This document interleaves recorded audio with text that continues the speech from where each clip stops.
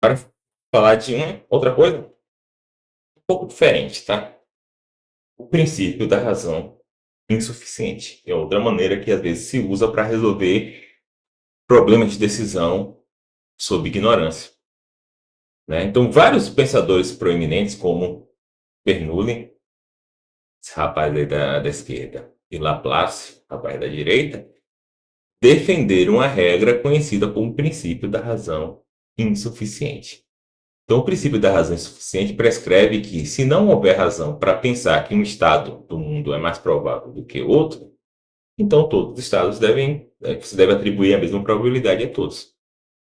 De modo mais geral, se houver N estados e você não tem nenhum motivo para achar que um é mais relevante, assim, você racionalmente não tem nenhuma evidência para pensar que um estado é mais relevante, mais provável que o outro, você atribui a todos probabilidade 1 sobre n, que vai dar 1 no total, né? 100%. Então, ao aplicar o princípio da razão insuficiente, transforma um problema de decisão sob ignorância num problema de decisão sob risco. E aí, o problema vai ser do nosso próximo vídeo, quando a gente for falar de decisão sob risco. Tá? A gente tem outras maneiras de resolver.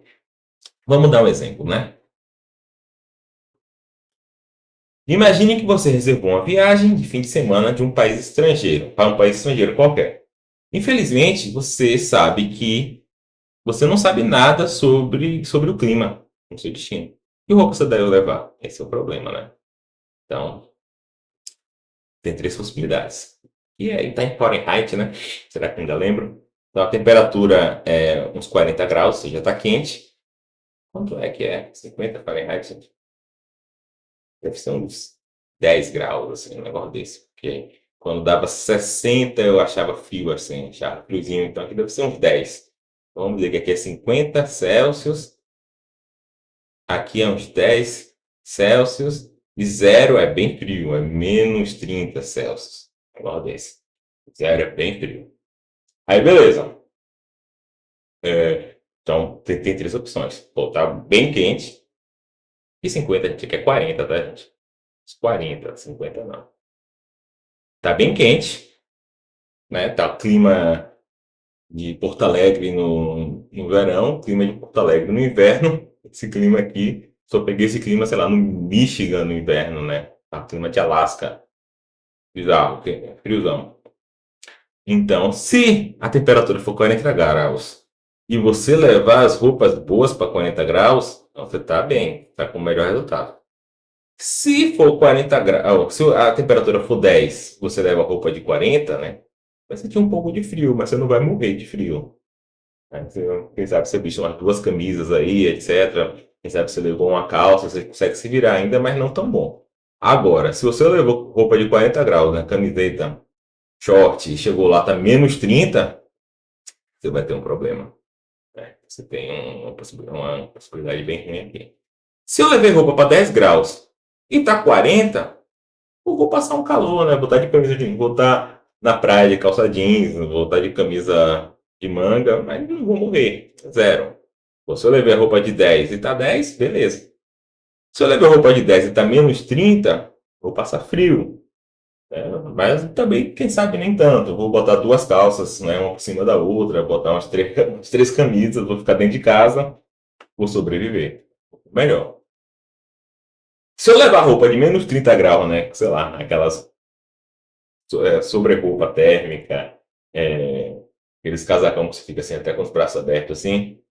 Se eu levar essa roupa e tiver 40 graus, basicamente estou muito mal. Né? Eu não vou morrer. Aqui é tipo, basicamente eu vou morrer, né? Aqui eu não vou morrer, mas vai ser muito ruim. Ficar sem camisa, eu acho. Botar uma calça e ficar sem camisa. Se eu levar essa roupa e tiver 10 graus, tá, beleza. Não vou usar muito e tal. Vou tirar um pouquinho das roupas, mas dá para viver. E se eu levo a roupa de menos 30 for menos 30, beleza. Né? Só que a questão é essa, eu não sei. A probabilidade é que eu nunca fui para o lugar, nunca ouvi falar. Aí o princípio da indiferença fala o seguinte, ó, você não tem ideia. São três possibilidades. Você não tem ideia. Aí o que é que você faz, bicho? Tu fala assim, ó, tem 33% de cair esse, 33% de cair esse, 33% de cair esse. Aí você pega essas mesmos valores aqui, bota nessa tabela, e agora você tem uma tabela de decisão sobre risco. Você pode simplesmente fazer aí o valor esperado, né? Pode calcular o valor esperado aqui, ó. Aí você vai calcular assim, 15. Mas a gente vai ver no próximo encontro, tá? Vou botar até um parênteses aqui, porque eu não sei qual é a ordem de prioridade dos 15 vezes 1/3, mais 0, né? 0 vezes 1/3 vai dar 0, mais menos 30 vezes 1/3. Então, meu valor esperado aqui do primeiro é menos 5. Igual menos 5. Para ver qual é o valor esperado do segundo. O valor esperado do segundo é 0. Não tem 0 vezes 1/3, não vou fazer essa conta. 15 vezes 1/3, mais 0 vezes 1/3. Então, eu só preciso fazer só 15 vezes 1/3, que é 5. E aqui meu valor esperado é menos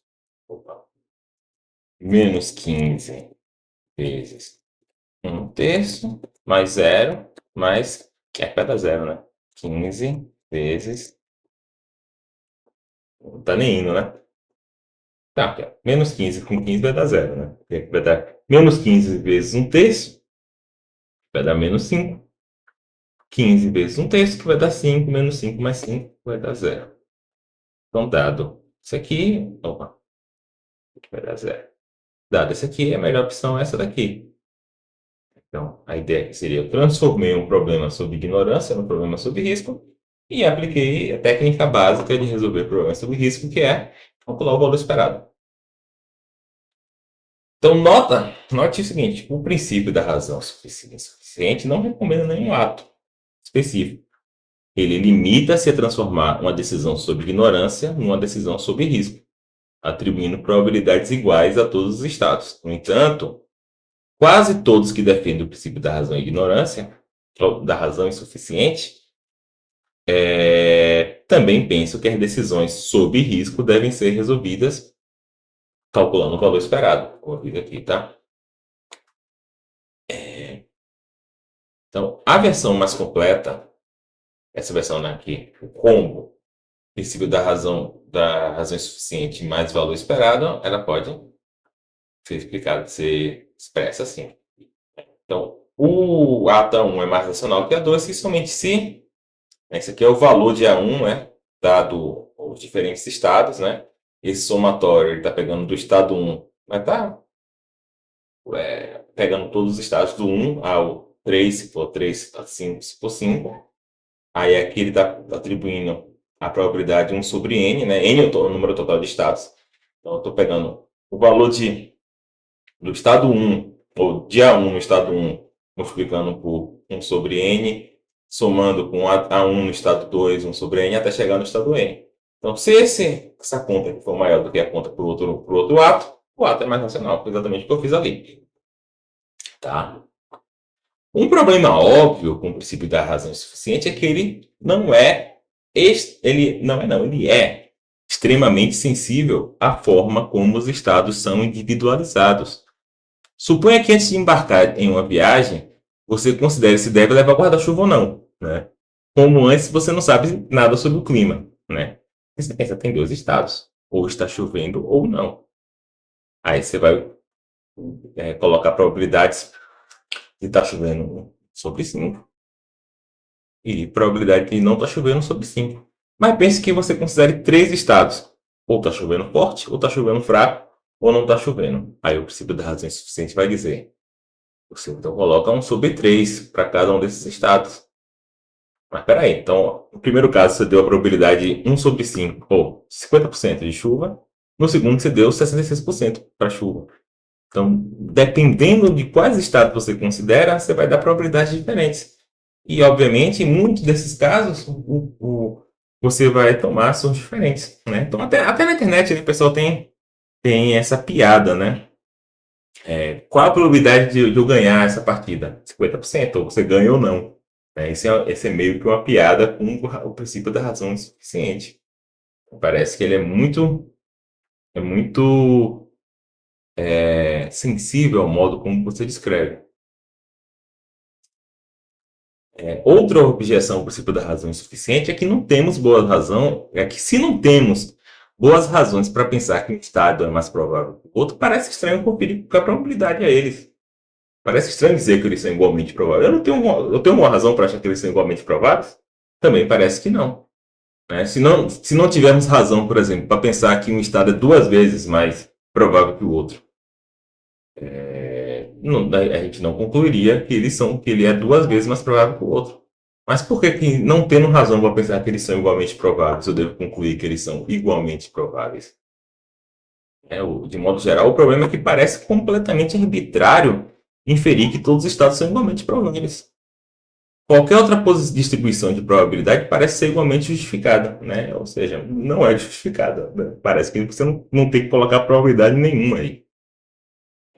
Alguém podia responder a isso dizendo que todos os estados são igualmente prováveis em certo sentido especial essa distribuição. Porque se não temos razão para pensar que S1 é 2 vezes mais provável que S2, também provavelmente é verdade que não temos razão para pensar que S2 é 2 vezes mais provável que S1. No entanto, não pode ser o caso de S1 ser 2 vezes mais provável que S2 e S2 ser 2 vezes mais provável que S1 ao mesmo tempo. Somente quando atribuímos probabilidades iguais que é possível, né? Tanto S1 ser igual a S2 como S2 ser igual a S1.